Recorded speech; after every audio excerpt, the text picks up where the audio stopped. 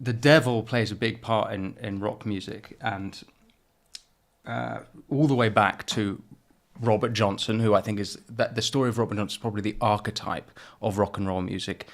Died at the age of 27, first to join the 27 Club, as they say. Sold his soul at the crossroads to the devil to have this talent on earth, which is a Faustian archetypal story, and that story it's the bedrock and goes all the way. And then even today we have the devil still re-emerging with Sam Smith on his recent tour.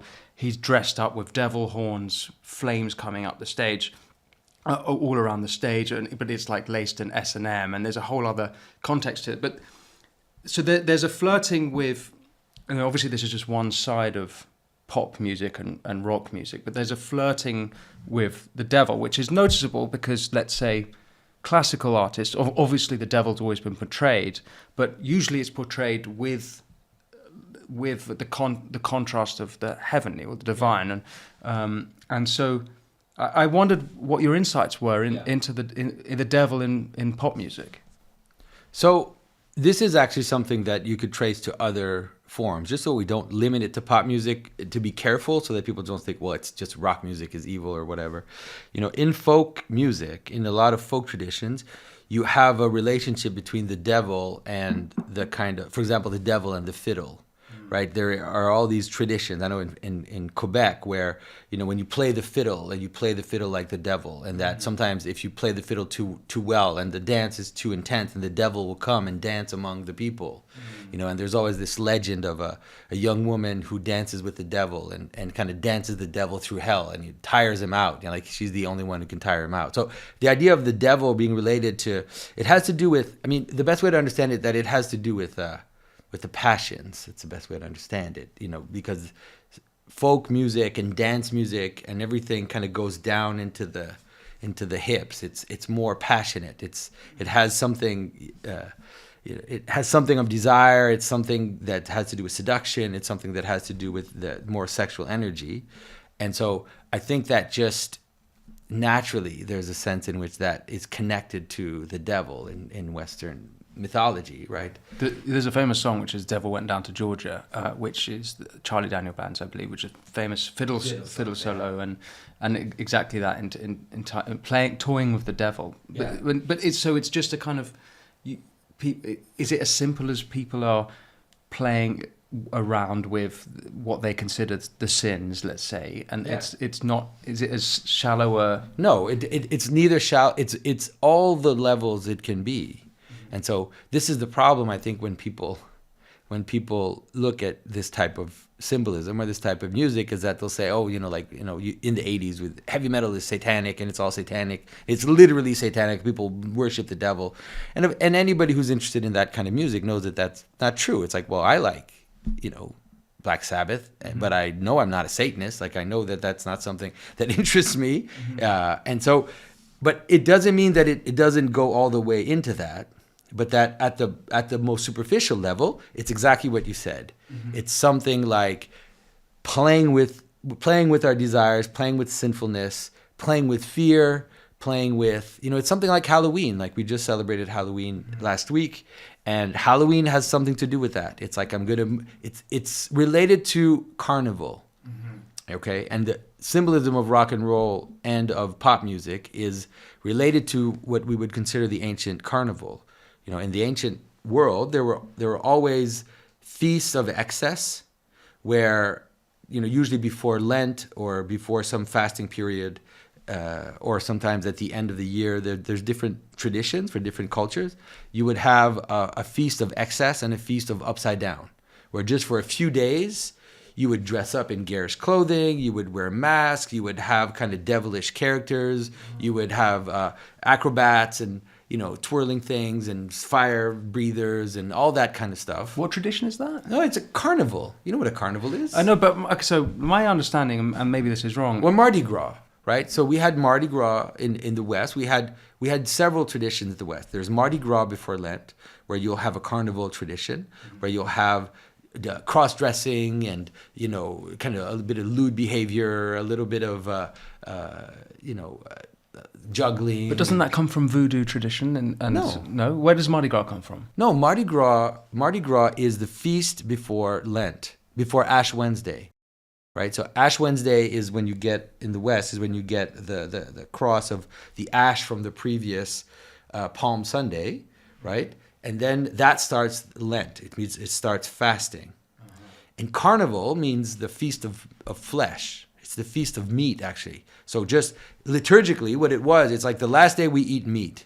So we get together, we cook all the meat, and then we finish the meat that we have because now we're going to fast for a month. Mm-hmm. But then that became associated with a more general carnival tradition, which includes in the Jewish tradition Purim, or usually it was Bacchanalia or whatever type of excess tradition of upside down and excess and humor, all of that. So you've seen a Mardi Gras celebration. Like if you look at Venice or you look at where they dress up as clowns, they'll dress up and, there'll be a little bit of sexiness. And it depends on the culture, but even in very traditional cultures, you would have upside down behavior, people, cross-dressing and all this kind of stuff that would happen during Mardi Gras. In Purim, for example, in the Jewish tradition, there's a rabbinical tradition which says that at Purim, you're supposed to drink enough wine and spin until you fall to the ground. Mm-hmm. That's a good way to kind of understand what these carnival traditions are. Mm-hmm. So you can understand carnival tradition as something like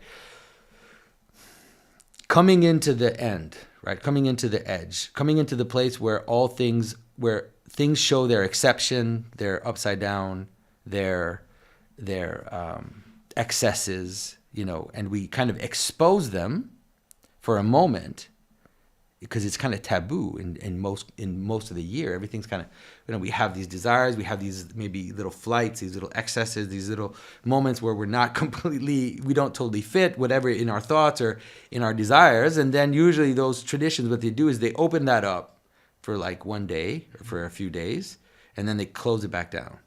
What do you think the purpose of that is? There are several purposes. One is to be like a valve for that pressure to come out. Mm-hmm. The other one is to reveal the upside down. Right? It's like saying this is not the normal world. This is the upside down. This is the excess.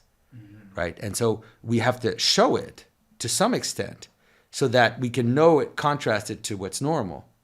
So we have a moment where it's okay to wear a mask. It's okay to do things that are that make no sense, that are absurd, and then we go back to normal. Mm-hmm. And we do that, think about how we do that fractally, like we do it at different levels. So at the end of every year, usually in most cultures, there's at least one carnival, but then usually we have weekends, right? And so on weekends, we don't do what's normal.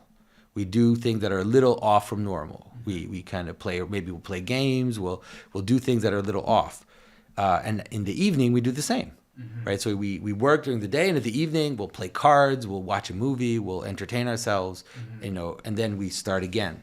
So Carnival is like a massive version of that. It's like this massive, let's say, citywide or nationwide version of upside down. So Halloween, like I said, Halloween is one of the last remainders of that in our culture, where it's like on Halloween the monsters come out, mm-hmm. and now we see the monsters, and we see the vampires and the ghouls and the monsters and the excess and the sexy nurse or whatever, mm-hmm. and there's a little bit of pushing the limit and showing things that you are usually not normal, and then we go back to normal. So can we see pop music in a similar way, where we're not living in that world non-stop, but by listening to it or in going to those kinds of concerts where the devil is on display, we're doing that again. That's right. So the way the most positive way to understand pop music is as something like that, because it has the aesthetic of kind of like Dancing with the Devil, a little bit of that, and a little bit of dancing with the excess, and participating and playing with the passionate element of us, right? Playing with those desires, playing with that transgression. Okay, now of course, the danger, and this is in some ways the danger of our age in general, is that Carnival is once a year. But the difficulty with our society is that we're basically carnival all the time. And so, we all our culture is now entertainment. All our art is now transgressive. And all our culture is, so it can, for the same aesthetic, which has a normal place in every society, can in some ways become a stranger marker of where the society is. So think about it like this, right? So it's like at the end of the day, you play some cards and maybe you have a drink, and then and then you go to bed. At the end on the weekend, you'll do maybe that a little bit, and then you have carnival. And then you do it massively for like a week, and you do it more. You dress up and you do all this stuff. So, and I imagine an entire society reaching the end of something, and then now becoming a kind of clown world, a kind of carnival world.